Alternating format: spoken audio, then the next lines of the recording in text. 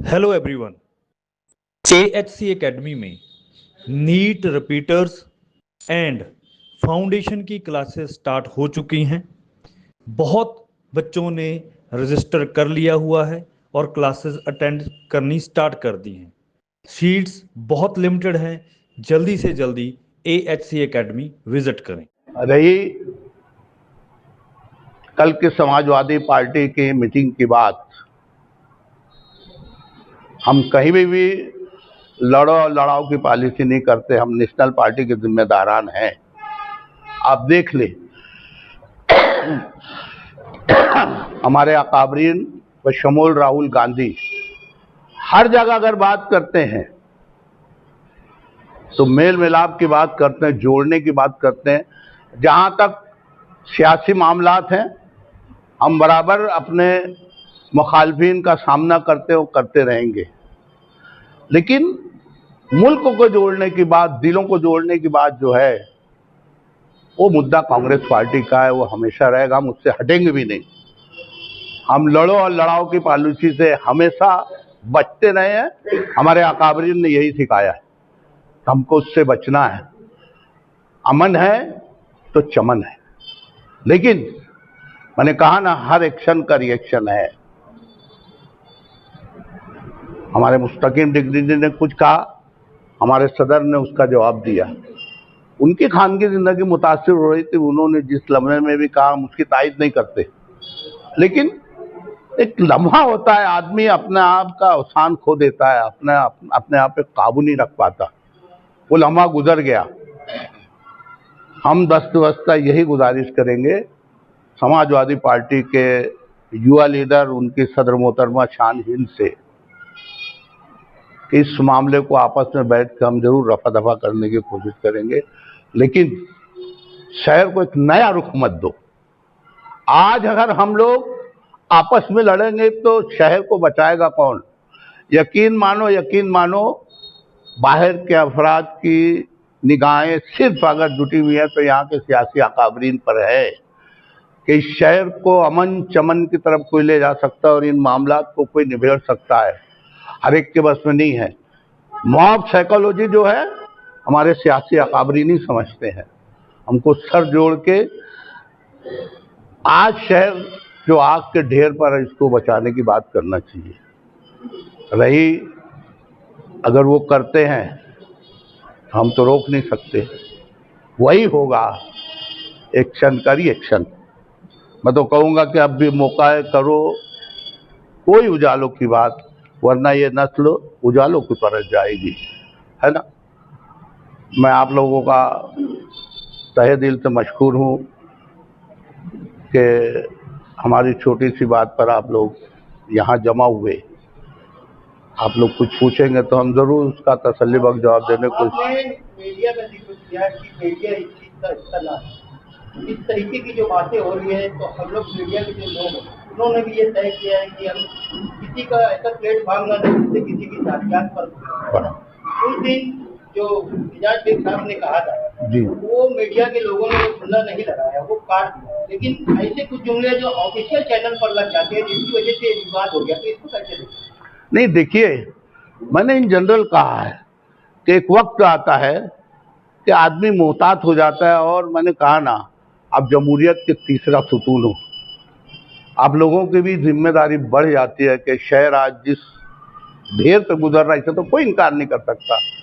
आप लोगों की भी बहुत बड़ी जिम्मेदारी, बल्कि मैं तो ये कहूँगा कि सबसे बड़ी जिम्मेदारी आज आपकी हो गई है। कल तक ये सोशल मीडिया इतना ज़्यादा, इसका रिवाज नहीं था। लोगों को अखबार और बोर्ड के जरिए पता लगते लगते कई दिन निकल जाते थे। यहाँ तो मिनटों मिनटों में इधर उधर बात हो जाती है। हर कोई मोबाइल खोलता है, पहले मालेगांव की न्यूज देखता है। आप यकीन मानो, हम मालेगांव में बैठे हैं, मैं भिवंडी बॉम्बे, मेरे रिश्तेदार हैं धुलिये में है, वो उठते हैं पहले मालेगांव के चैनल खोलते हैं। आज जिस जिस्म का माहौल है, उस तनाजुर में मैंने कहा कि आप लोगों की भी बहुत जिम्मेदारी हो जा रही है, इसको आप थोड़ा सा संभालिए प्लीज। बात कर रहे थे जागीरदार, जागीरदार, तो वो लोग जेल में हैं जी, उस उसके बारे में आप क्या सोच रहे हैं? वो जो लोग जेल में, जितने सियासी लोग थे और भी जेल में, जी, उसके बारे में आप क्या सोच रहे हैं? एक सवाल ये है। दूसरा ये है कि उनके ताल्लुक से अगर आपके सदस्य से कुछ हुआ हो, मैंने क्या कहता कि कोई जाके, या आप ये समझिए ये सब पर्दे के सामने आ गया, कुछ पर्दे के पीछे की बातें रहती, उसका भी एक्शन का रिएक्शन आता है। जी, आप समझ गए होंगे मेरी बात इस सारे में। बराबर है ना। क्या ये ऐसा तो नहीं हुआ जिसकी वजह से उनके ऊपर कुछ आया और उन्होंने? देखिए, मैं तो कहूँगा कि वक्त सबसे बड़ा मरहम और उसका हमको इंतज़ार करना चाहिए।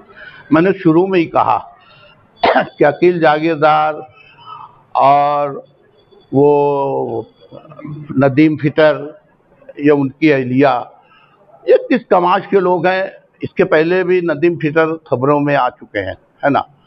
तो हम लोग उनकी बातों पर किस कदर भरोसा करें।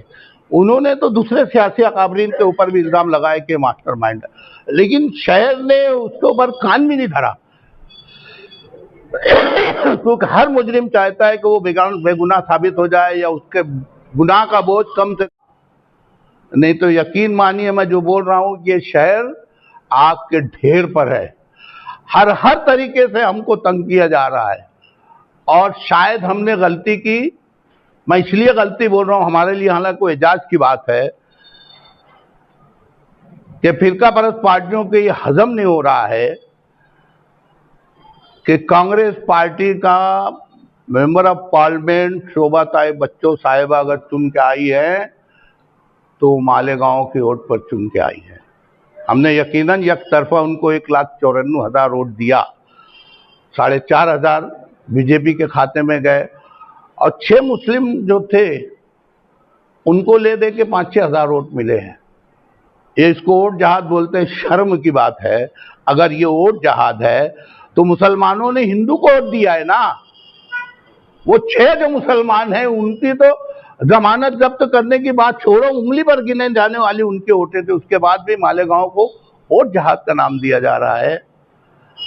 मैं आप लोगों से भी गुजारिश करूंगा कि सही मानों में कुछ लोग अगर आग पर रोटी सेकने का काम कर रहे हैं तो आप मीडिया तीसरे खंबे हैं जमहूरियत की, इस बात को मानिए, इसको पॉजिटिव लीजिए, इसको सिर्फ चटकेदार चस्केदार कहानी मत बनाइए। आप लोग भी इसमें शहर का साथ दीजिए। मैं साथ ही साथ तमाम सियासी अकाबरीन से बोलूँगा कि जहाँ सियासी स्टेज सजेंगे बेशक हम और आप सामने रहेंगे और रहना भी चाहिए। उसूल की बात जहाँ आएगी आदमी बराबर उसका भरपूर इस्तेमाल करना चाहिए और करेगा। लेकिन ये घड़ी मामले को टालने की और शहर को बचाने की, आप यकीन मानिए मैं फिर बोल रहा हूँ, यहाँ कई सीनियर साफी हैं, जहूर भाई जैसे लोग, जो मेरी इस बात की तायद करेंगे कि आज शहर आग के ढेर पर है। हमको हर तरीके से निशाना बनाया जा रहा है, इसलिए कि इंडिया के नक्शे पे ये आ चुका है कि यहाँ पर इस हलके में 95% मुसलमानों का वोट है। नितिन गडकरी ने हमारी शोभा ताई बच्चों का इस्तकबाल किया और बोला आओ आओ ताई आपका इस्तकबाल है, और उसमें इस बात का जिक्र किया कि आपको मालेगांव वालों का शुक्रगुजार होना चाहिए कि उन्होंने आपको एकतरफा वोट दिया है। तुम हम सब लोग मुकम्मल नहीं हैं, कहीं ना कहीं किसी ना किसी ज़मरे में हम लोगों से भी चुप्पियाँ होती रहती हैं, लेकिन उतना एक पहलू को बनाकर किधर किसी के किरदार खुशी करना ये भी तो मुनासिब नहीं है। होता है, हम लोगों से भी चुप्पियाँ होती है, आप लोग भी हैं, कहीं ना कहीं लेन देन में बोल चाल में कहीं ना कहीं चुप्पियाँ हो जाती हैं, लेकिन जो इस कमाल के वो तो दिखते हैं ना। आज ये 2 लोग अंदर हैं, शबीक राना साहब और हमारे इलियास साहब हैं जेल की सलाखों के पीछे। ये तो वक्त ही बताएगा कि इनके साथ साजिश की गई या वो इस तरीके के अतवार से पहले से हैं। आज हम कुछ नहीं बोल सकते उनके बारे में। आपने सियासत का वो दौर भी देखा है जब न्याल साहब और आज का भी था, जिस तरह से सुलझी हुई बात आपने की, आपको सब कहना था, आपने सब कह दिया, लेकिन वो समझने वाले को समझ गए कि आप क्या कहना चाह रहे थे। तो क्या सियासत की इस्लाह की जरूरत है? मैं तो कहता हूँ कि कोचिंग क्लास लगना चाहिए। काश कोई हमारे पुराने अकाबरीन जैसा हारून अंसारी से लेके शब्बीर सेठ या निहाल साहब जैसे लोग ऑफिस से पैदा हो जाए। मैं आपको एक वाक्य बताऊंगा मुख्तसर सा। निहाल साहब को तोहफे में वो कौन सी एक कार आती है वो मिली थी, नहीं सोमो कार मिली थी, सोमो कार मिली थी। मुखालफिन ने स्टेज स्टैंड के पास बोर्ड लगाया, बेकार को कार।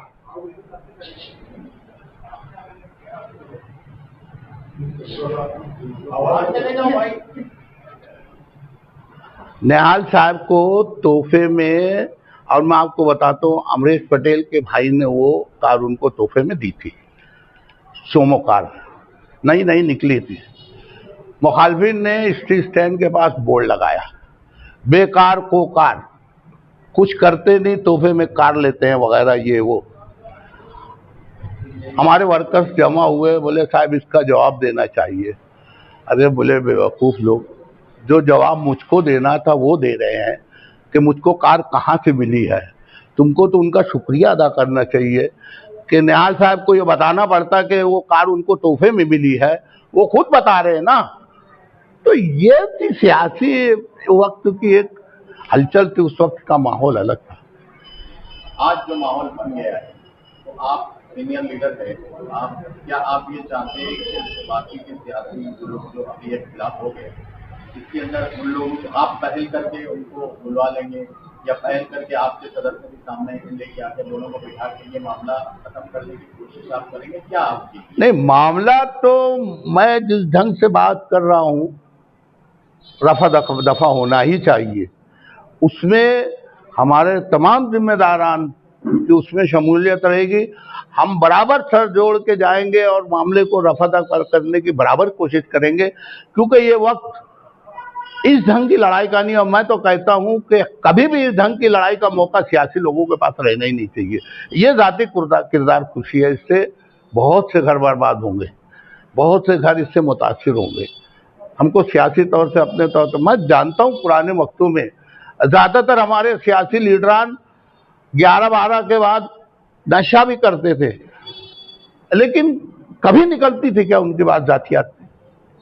और किसी ने अगर की तो दूसरे बोलते थे कि यार उनकी जाती जिंदगी से तुम्हारा क्या, तुम्हारा सियासी ढांचा इस शहर को कहां मुतासिर करता है बताइए ना। कई सियासी लीडरान हैं जो नशा करते थे, लेकिन कभी किसी ने उनके ऊपर उंगली नहीं उठाई। ये उनका जाति फेल था, उसको सियासी जिंदगी से किसी ने नहीं जोड़ा। किसी ने जोड़ने की कोशिश की तो शहर ने उनकी बात पे कान भी नहीं धरा। आज ये क्या हो गया है, जातियात पे लोग जा रहे हैं ना, ये सही मानों में घर खराब करने के बाद एक दूसरे का दिल मैला करने की जो बातें हो रही हैं, मैं फिर कहूंगा कि इसमें सही मानों में सब सहम रोल आपका हो सकता है। मैं तो कहूंगा जिस ढंग से आप मुझसे पूछ रहे हो ना जहूर भाई, आप सही में एक दफा जोड़ के इस किस्म का ना एक कोचिंग क्लास शुरू कीजिए और लोगों को बताइए कि देखो पहले की सियासत, आपने भी वो जमाने देखा, पहले और अभी में क्या फर्क आपको दिखेगा। अब इसमें आपके सदस्य साहब जो है उनके बारे में भी ये है, वो जज्बात में बह जाते हैं या फिर अपने जज्बात से कंट्रोल नहीं कर पाते हैं, जिसकी वजह से शोभाताई से लेके और उससे पहले से लेके अभी तक के ये सारे वाकयात हैं। तो आपके सदस्य जिम्मेदार है ना? नहीं, मैं इससे इनकार नहीं करता। मैंने शुरू में ही कहा कि देखो वो शख्स बेतकान दौड़ता है और इसे कोई इनकार नहीं कर सकता, लेकिन इंसान खता और नसिया का पुतला है। हर एक में हर फन नहीं होता, वो थोड़ा लूज टेम्पर है, जल्दी बिफर जाता है, जबान और दिमाग और मिजाज से कभी कभी कंट्रोल खो देता है, ये खामी है उस पर। और यकीन मानिए मैं एक बात ज़रूर बोलूँगा, वसूख से बोलूँगा कि उसमें फ़र्क आया है। उतना नहीं आया है कि लोगों को नहीं महसूस हो, लेकिन पहले की नस्बत फ़र्क ज़रूर आया है। हम लोग गाय बगाए उनको अपने तौर से बोलते रहते हैं। वो बकर भाई से लेके हमारे भाया वगैरह सब कुछ हम लोग बैठते हैं ना, जब भी उनसे बोलते हैं कि साहब आप में सब अच्छाई है, काम करने की जुस्तजू है, बेतकान दौड़ते हो, लोगों का फायदा करते हो, लेकिन थोड़ा सा अपने आप को कहीं कहीं ना मॉडिफाइड करने की कोशिश करो।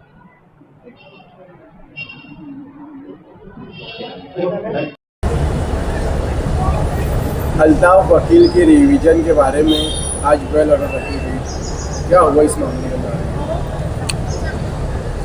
इस बारे में तफसील कुछ ऐसी है कि 31 जनवरी 2025 को 2:39 पर पहला सीआर बांग्लादेशी रोहिंग्या के एतबार से दर्ज हुआ, जिसमें आरोपी क्रमांक 5 एडवोकेट अल्ताफ अहमद फैयाज अहमद को बनाया गया। 12 फरवरी 2025 को उनको अनलॉफुली अरेस्ट किया गया, उनका 7 दिन का पीसी मांगा गया और उनको कुछ दिन का पीसी मिला।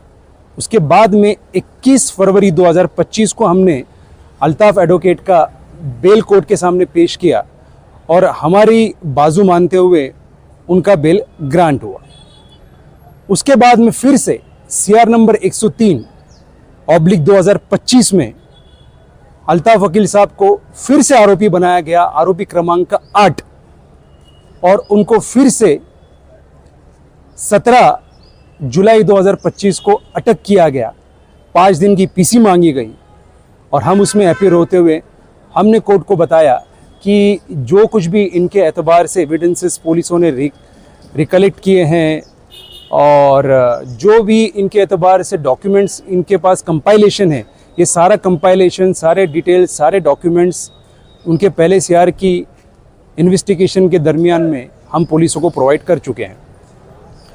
उसके बावजूद भी कोर्ट ने हमारी बात मानते हुए 3 दिन का पीसी दिया, यानी कि 17 जुलाई को आरोपी क्रमांक 8 अल्ताफ साहब को अरेस्ट किया गया, 18 तारीख को कोर्ट के सामने पेश किया गया और 3 दिन का पीसी उनको दिया गया। 21 तारीख तक उनको पीसी में रखा गया और फिर से पुलिसों ने 21 जुलाई को उनका पीसी एक्सटेंड करके मांगा, पर हमने कोर्ट में अल्ताफ वकील साहब की बाजू लगा कर रखी और उनका पीसीआर नहीं बढ़ने दिया। और उसी दिन एमसीआर होने के बाद ही हमने उनका कोर्ट में बेल एप्लीकेशन फाइल किया और सेम डे सुनवाई करके सेम डे उसमें उनका ऑर्डर हुआ और सेम डे उनकी रिहाई हुई। अब इसमें सबसे अहम बात यह है कि जो क्रिमिनल रिवीजन थी उसका नंबर है 24/2025 और उसका रजिस्ट्रेशन नंबर है 590/2025। ये दाखिल करने के पीछे का मकसद जो सरकारी वकील शिशिर हिरे है वो आज तक हम समझ नहीं पाए। उन्होंने बहुत सारी मिस्टेक्स की। सबसे पहली बात ये, जब उनका बेल 21 फरवरी को सीआर नंबर 40 में हुआ, कुछ कोर्ट ने कंडीशन दी थी, मंडे एंड वेंसडे को उनको पुलिस स्टेशन में हाजिर होना था, वहाँ प्रेजेंटी लगानी थी, वहाँ पर पुलिस मशीनरी के साथ में कोऑपरेट करना था, जो कि बेशक अल्ताफ वकील साहब ने किया। उन्होंने कोई भी टर्म्स कंडीशन जो भी स्टिपुलेटेड थी उसका कॉन्ट्रवेंशन और वायलेशन नहीं किया। हर टर्म्स और कंडीशन को उन्होंने प्रॉपरली फॉलो किया। उसके बावजूद भी सरकारी वकील शिशिर हिरे ने उनके खिलाफ में क्रिमिनल रिवीजन दाखिल किया, ये कहते हुए कि इनका बेल एप्लीकेशन खारिज किया जाए। अब देखा जाए तो इसमें इनिशियली जो सेक्शंस थे वो 318(4), 336(3), 340(2) और 3(5). अगर इक्विवेलेंट देखा जाए आईपीसी के तो 420, 468, 471 और 34 होते आईपीसी के। इसमें जो भी सेक्शंस इनकॉर्पोरेट किए गए थे सारे ट्राइबल बाय जेएमएफसी यानी लोअर कोर्ट के थे।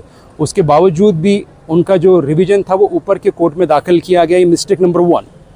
मिस्टेक नंबर 2 ये थी कि उसमें चार्जशीट फाइल होगी और जब चार्जशीट फाइल हो जाती है उसके बाद में इस तरह का रिवीजन मेंटेनेबल टेनेबल नहीं होता, वो इनफ्रक्चुअस हो जाता है, निष्फल हो जाता है, बेबुनियादी हो जाता है। उसके बाद भी उन्होंने कोर्ट के सामने मुसलसल ये पैरवी की कि अल्ताफ वकील ने बहुत बड़ा गुनाह किया है, बहुत बड़ा जुर्म किया है, बहुत लोगों की फसोनुक की है, बहुत लोगों का साथ उन्होंने मिस अप्रोप्रिएशन यानी अपहार किया है और बहुत बड़ा अमाउंट उन्हें साइफन किया है। हमने कोर्ट को बार बार ये रिपीटेडली कहा कि ये एप्लीकेशन टेनेबल मेंटेनेबल है ही नहीं। उसके बाद में सरकारी वकील साहब ने कोर्ट से कहा कि मुझे केस लॉ दाखिल करना है, मुझे 1 महीने की तारीख दी जाए। 1 महीने की तारीख मांगी केस लॉ दाखिल करने के लिए, और उसी बहाने से अल्ताफ़ वकील साहब को CR नंबर 103/2025 में अरेस्ट करवाया। किस लिए? वो इसलिए कि ये उसमें आरोपी है, और ये आरोपी इस दूसरे CR में बनने की वजह से ये जो हमने एप्लीकेशन जो रिवीजन दायर किया वो टेनेबल और मेंटेनेबल है। बस बहुत कोशिशों के बाद, बहुत मशक्क़तों के बाद में फॉर्चुनेटली दोनों CR में उनका बेल अलाउड हुआ, जिसमें बाद में सेक्शन 8 और 11 prevention of anti corruption act के भी दायर हुए थे। उसके बावजूद भी हमारी कोशिशों को कामयाबी मिली, दोनों CR में उनका बेल हुआ, और 9 अप्रैल 2025 को ये रिवीजन दाखिल की गई।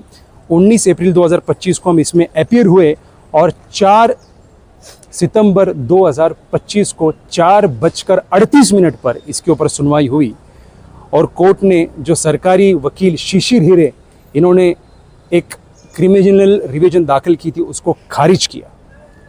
और इससे ये साबित होता है कि एडवोकेट अल्ताफ़ अहमद साहब जो है, इनका कहीं भी कोई रोल नहीं था। इनके खिलाफ में बेबुनियादी एलिगेशंस लगाए गए थे, इनको इसमें अननेसेसरी ड्रैग किया गया था।